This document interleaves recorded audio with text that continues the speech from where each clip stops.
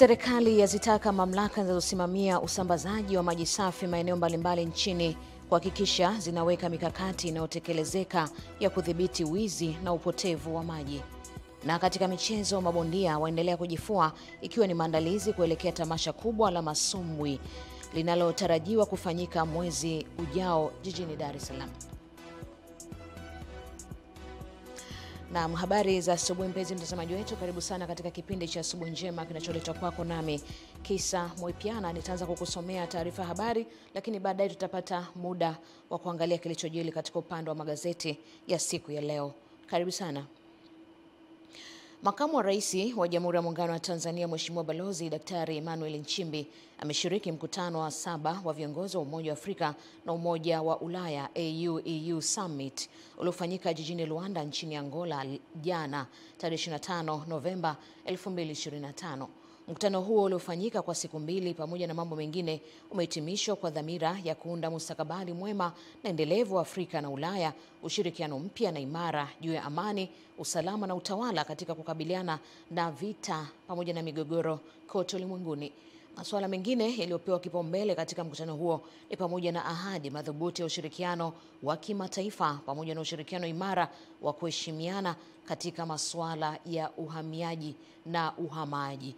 Mkutano huo pia umedhamiria kuendelea kusaidia nchi zote za Kiafrika katika maendeleo, viwanda, kuongeza mauzo ya nje na kuunganisha katika masoko ya kikanda. Pia makubaliano yamefanyika katika nia ya kuongeza kasi ya utekelezaji wa eneo huru la biashara la bara la Afrika.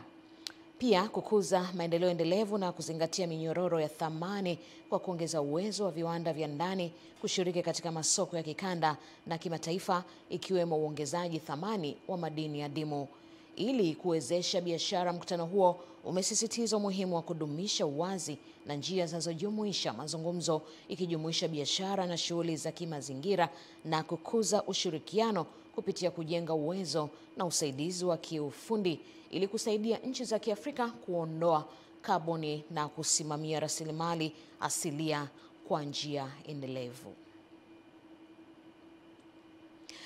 Waziri wa Maji Juma Hamid Aweso ameelekeza mamlaka zinazosimamia usambazaji wa maji safi maeneo mbalimbali nchini kuhakikisha zinaweka mkakati wa kudhibiti wizi na upotevu wa maji.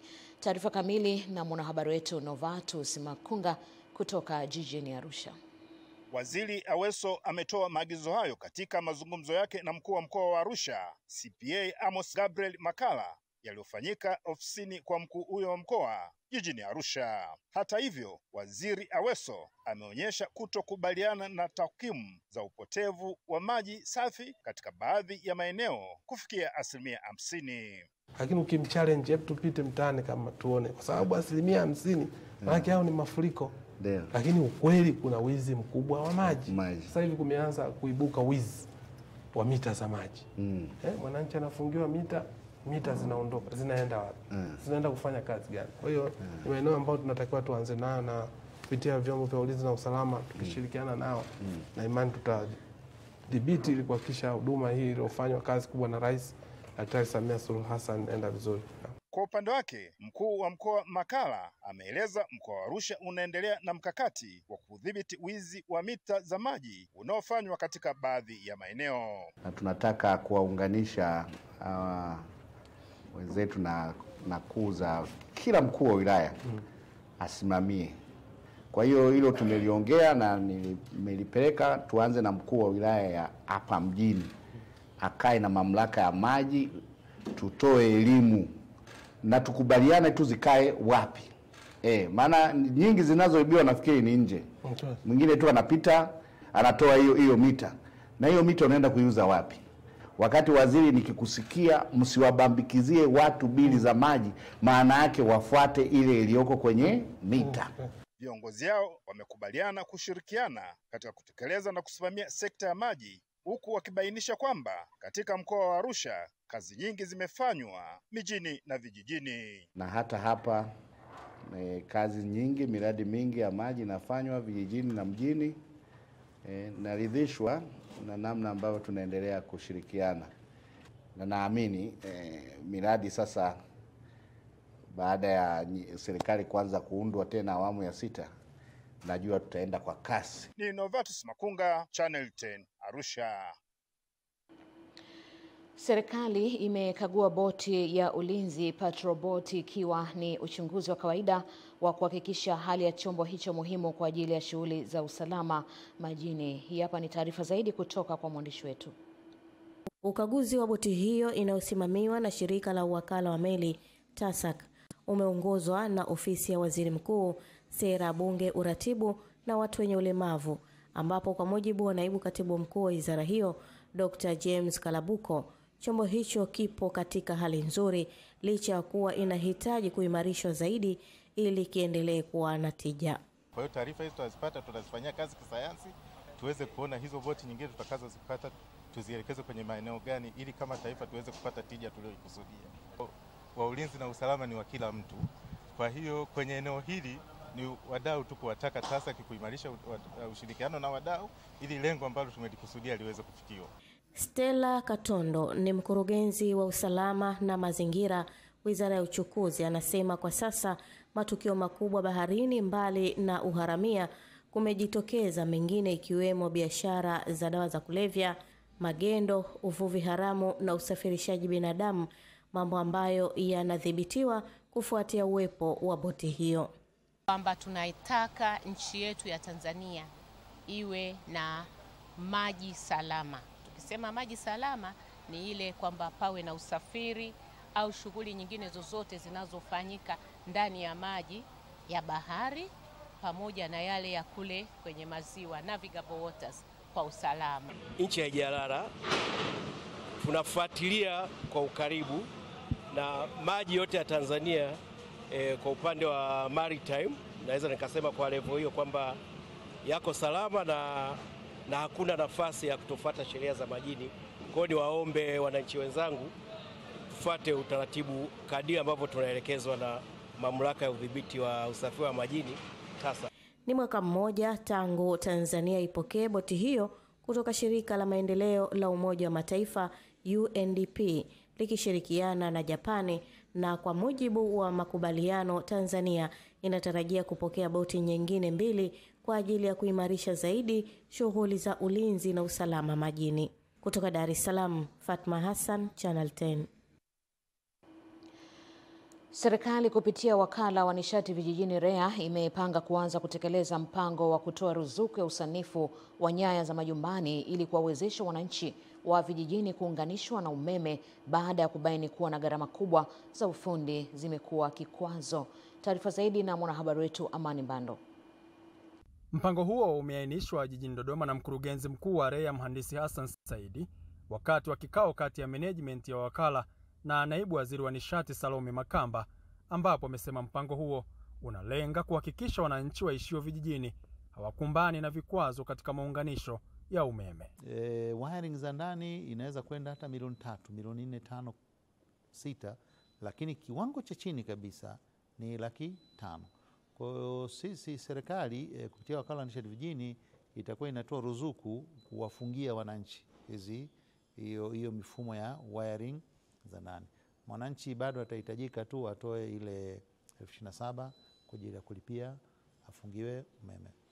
Ameongeza kuwa baada ya REA kukamilisha kwa zaidi ya 99% kazi ya usambazaji wa umeme vijijini, kwa sasa juhudi zinaelekezwa katika usambazaji wa nishati hiyo ngazi ya vitongoji, huku wakishirikisha sekta binafsi katika uzalishaji wa umeme unaotokana na nishati jadidifu. Fedha zetu hatukupi tu hivi, hapana. Tutakubaliana kwamba ukijenga huu mradi utazalisha labda megawatt kadhaa, lakini tunataka megawatt ziende kwa wananchi.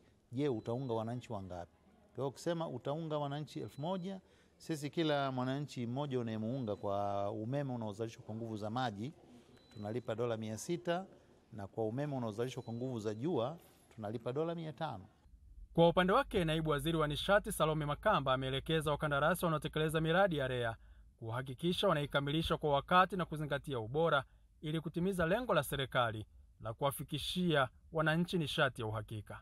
Serikali inatoa pesa nyingi sana kwa wakandarasi, na hilo tunafanya ili kuhakikisha kwamba lile ambalo tumelipanga la kabla kufika 2030 tuwe tumewafikia takriban wananchi milioni 13 wote wao wamefikiwa na umeme wa uhakika.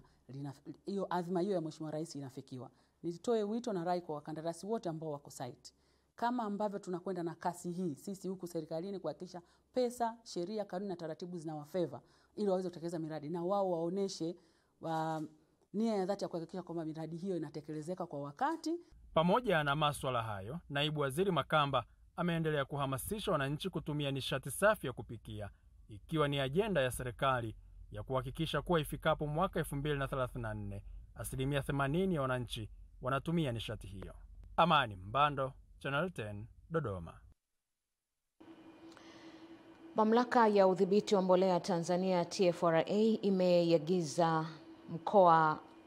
imeingiza mkoani Songwe mbolea zaidi ya tani 9,000 kati ya tani 22,000 ambazo zimenunuliwa na serikali, huku mkuu wa mkoa huo Jabil Omar Makame akiwaonya wafanyabiashara wasithubutu kuuza mbolea hiyo nje ya mfumo wa ruzuku ya serikali. Taarifa zaidi na mwanahabari wetu Rozi Chapewa. Msimu wa kilimo ndio umeanza katika mikoa ya Nyanda za Juu Kusini. Uongozi wa TFRA kwa kushirikiana na kamati ya ulinzi ya mkoa wa Songwe umekagua maduka na maghala ya wakala wa mbolea, ukiangalia upatikanaji wa mbolea ya kupandia na kukuzia. Kwa mkoa wa Songwe mpaka sasa hivi ninavyoongea, Mheshimiwa Mkuu wa Mkoa, tuna zaidi ya tani 9,825 za aina mbalimbali za mbolea. Mbolea za kupandia zipo, mbolea za kukuzia zipo. Tulikuwa na changamoto kidogo ya upatikanaji wa DAP, lakini serikali imefanya jitihada za kutosha. Tumeingiza zaidi ya tani 22,000 ndani ya nchi ambazo ndizo zinaendelea kusambazwa. Sasa jitihada za serikali za kuhakikisha mbolea inapatikana, hao wachache ndio wanaturudisha nyuma.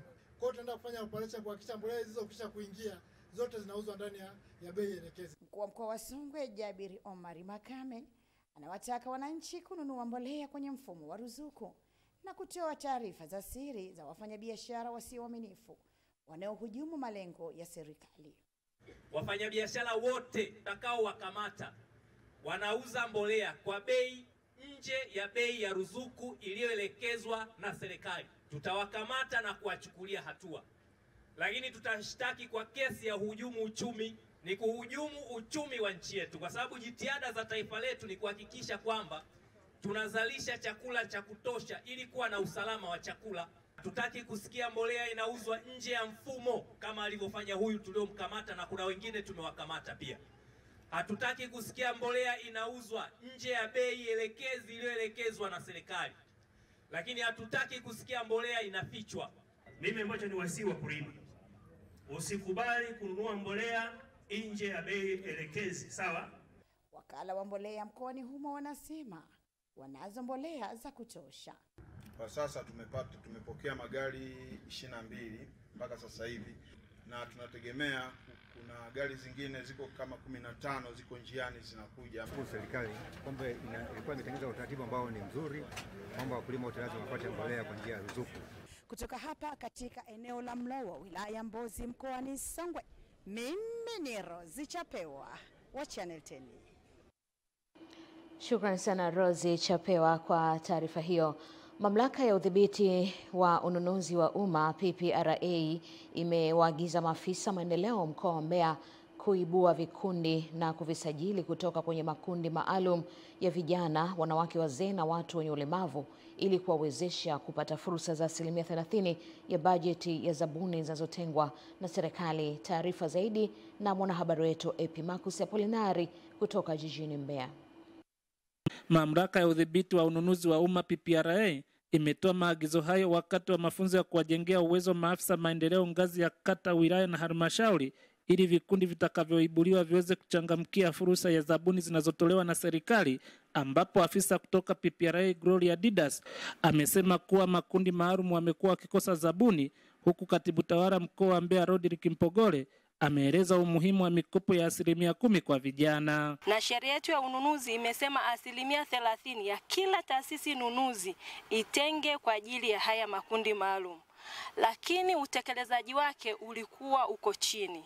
Tukagundua sababu ilikuwa hivi vikundi havipo. Katika kaguzi zetu tumepita taasisi nyingi za serikali au taasisi nunuzi za serikali hawajatekeleza hili kwa sababu ya kukosekana kwa hivyo vikundi.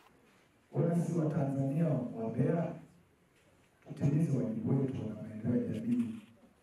tuzungumze na makundi ya vijana katika maeneo yetu waweze kubuni wabunifu wa shughuli mbalimbali ndogo ndogo za kuweza kujiajiri ili maisha yaweze kuendelea.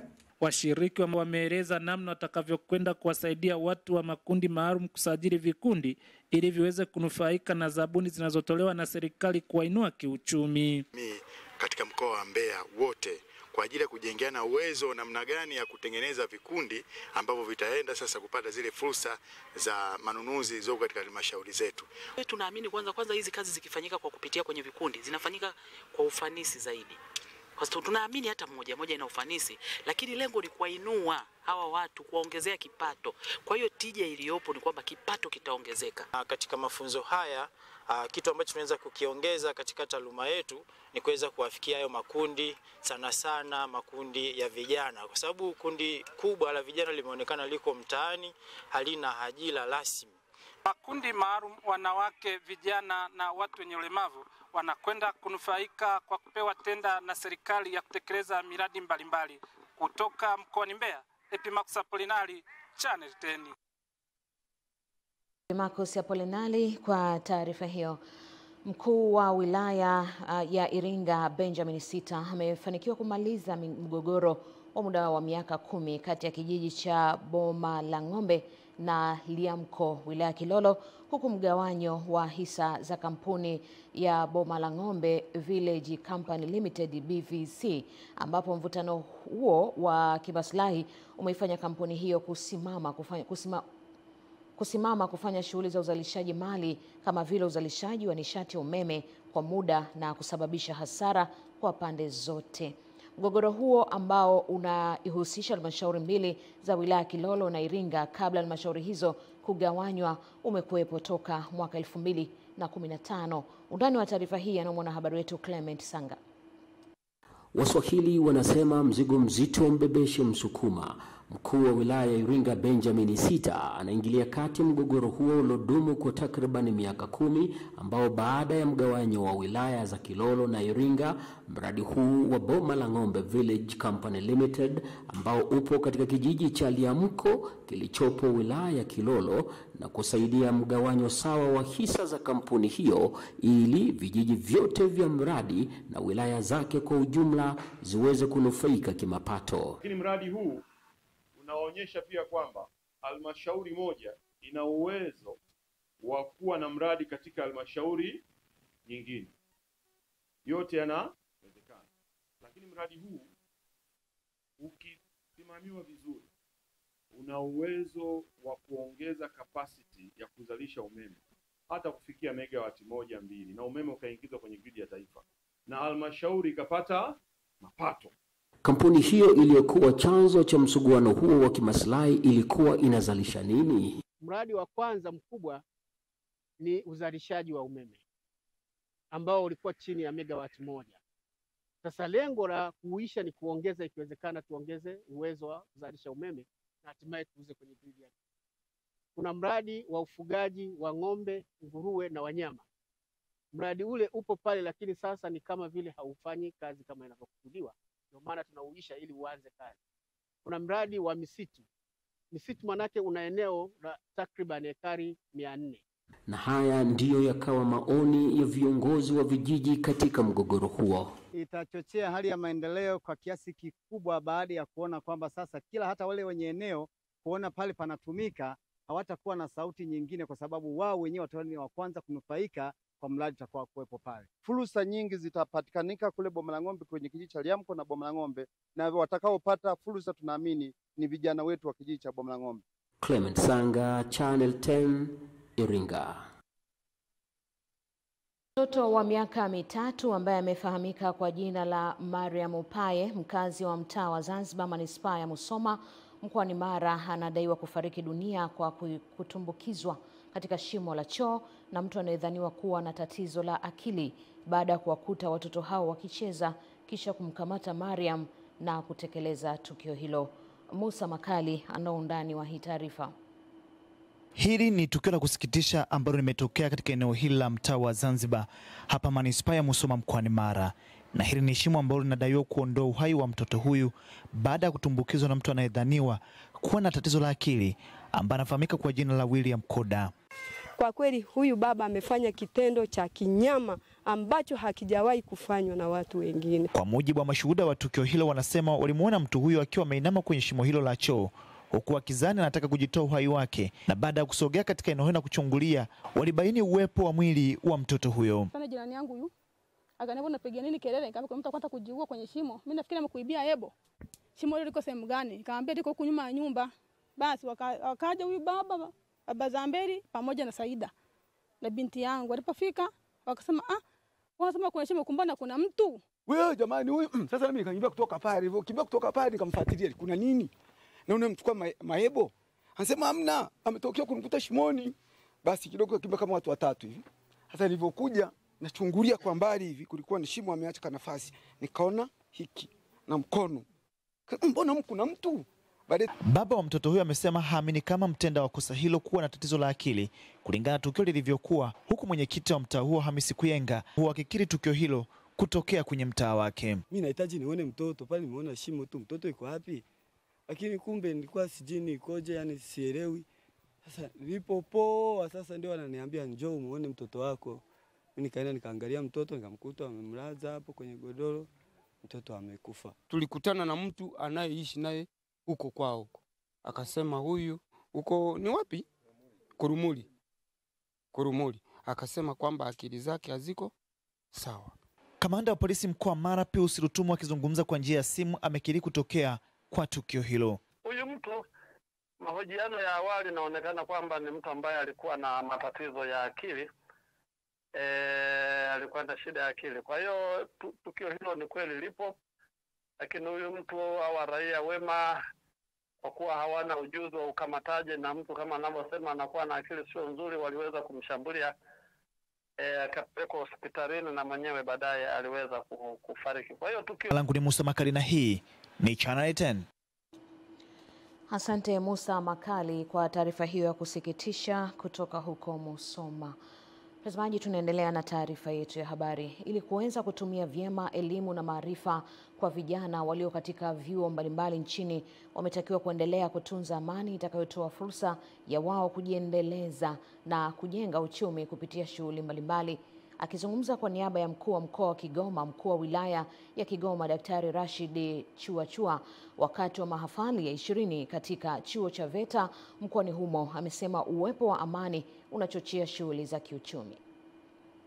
Katika nyanja ya uchumi, amani ni nguzo muhimu ambayo inafanya mtu awe tayari kuamka asubuhi na kwenda kutafuta kipato cha kila siku. Kwa vijana walio vyuoni na mashuleni, uwepo wa amani ni kichocheo muhimu katika kuwezesha kufikisha malengo ambayo wamekuwa wakiyapanga tangu walipokuwa wakidhamiria kupata elimu. Msikubali hata kidogo kukubaliana na mtu yoyote anayetaka kudestroy amani yenu, kuharibu amani yenu. Matumaini yenu ya kuendelea kuishi na kuendelea kujifunza kwenda level 5, level 6 na kuendelea yanaweza kujengwa na kufikiwa endapo tuna amani na utulivu katika nchi yetu. Kwa wanafunzi waliopo chuoni VETA, wanaeleza uwepo wa amani utawezesha kupata nafasi ya kutumikia jamii na kujipatia kipato kutokana na ufundi stadi walioupata. Kwanza kabisa umuhimu wa amani unakuweka huru kufanya mambo yako, kutafuta hela, kutafuta mahitaji madogo madogo. Amani katika nchi yetu ndio kitu cha muhimu ambacho kinaweza kufanya mwongozo wote sisi vijana kujitafuta. Maki hawezi kujitafuta au kupata maisha kwenye sehemu ambayo kuna vurugu.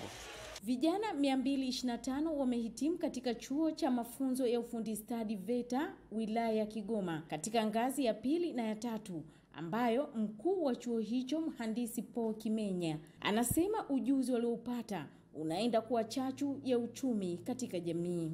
Hata hivyo, mkuu huyo wa chuo pia ameeleza changamoto ambazo ameiomba serikali kusaidia kutatua changamoto hizo. Uhaba wa miundombinu ya mabweni na madarasa, jambo linalopelekea kutokuwa na uwiano kati ya idadi ya wanachuo na miundombinu husika. Mwajabu Hoza, Channel 10, Kigoma.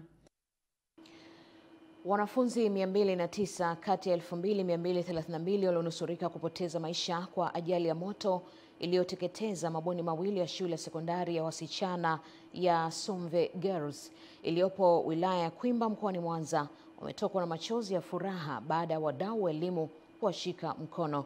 Kwa undani wa hii taarifa tujiunge na mwanahabari wetu Henry Kavirondo kutoka jijini Mwanza. Na ninawaahidi mkiwa mnarudi mwezi wa kwanza nitakuwa nimewaongeza magodoro mengine 50.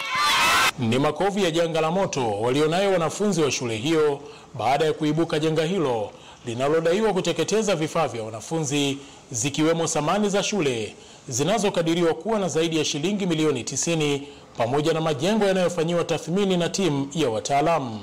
Mkuu wa shule ya sekondari Sumve Clotilda Elkomentesha amesema mabweni yaliyoungua yalikuwa yakitumiwa na wanafunzi wa kidato cha kwanza hadi cha 3. Baada ya hapo tulitoa taarifa wilayani na mkoani, tukapata msaada, viongozi wakaja, basi tukayazima. Lakini sasa shida iliyopo sasa ni kwamba watoto hawa wanalala pamoja na dada zao kidato cha 6. Kutokana na athari hizo, mdau wa elimu ambaye ni kada wa Chama cha Mapinduzi CCM Cuthbert Joseph anaguswa kwa kutoa msaada wa magodoro, mashuka, madaftari, kalamu na taulo za kike. Taasisi zingine tujitokeze kusaidia watoto, tujitokeze kusaidia hii shule, na naona kwamba sasa hivi majengo yameungua, na ninajua serikali inajaribu kufanya tathmini, na ninajua serikali hii ya awamu ya 6 chini ya Daktari Samia Suluhu Hassan na imani itarejesha matumaini ya vijana kwa kuweza kukarabati hii miundombinu kwa haraka. Naomba na wadau wengine wajitokeze, waige mfano wa Cuthbert. Kwa kweli tumefurahi na tunampenda kwa sababu amekuwa mdau wa mwanzoni kabisa kutoa zaidi ya ofisi ya mkurugenzi. Kada huyo pia akawahakikishia wanafunzi hao kuwa majengo yaliyoteketea yatajengwa upya. Mama Samia ameona kilichotokea, na ninawaambia kabla ya Januari ni lazima atakuwa amekarabati haya majengo. Baada ya vifaa hivyo kukabidhiwa, baadhi ya wanafunzi wa shule hiyo wanaeleza hisia zao. Kwa kweli hatukutegemea kilichofanywa na baba hapa, tunashukuru sana. Mzazi anashikwa mkono na mwanafunzi pia anashikwa mkono kupata mahitaji ambayo anaweza asiyapate. Shule ya sekondari ya bweni ya wasichana Sumve yenye jumla ya wanafunzi 2232 inatoa elimu ya kidato cha kwanza hadi cha 6. Henry Kavirondo, Channel 10, Mwanza.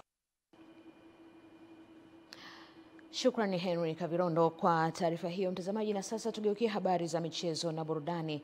Bondia Osama Alabi wa Mtwara aliyeweka kambi Manzese atangaza ushindi wa TKO dhidi ya Ali Mazome kutoka huko Morogoro kwenye pambano la masumbwi litakalofanyika jijini Dar es Salaam mnamo Disemba 26 mwaka huu.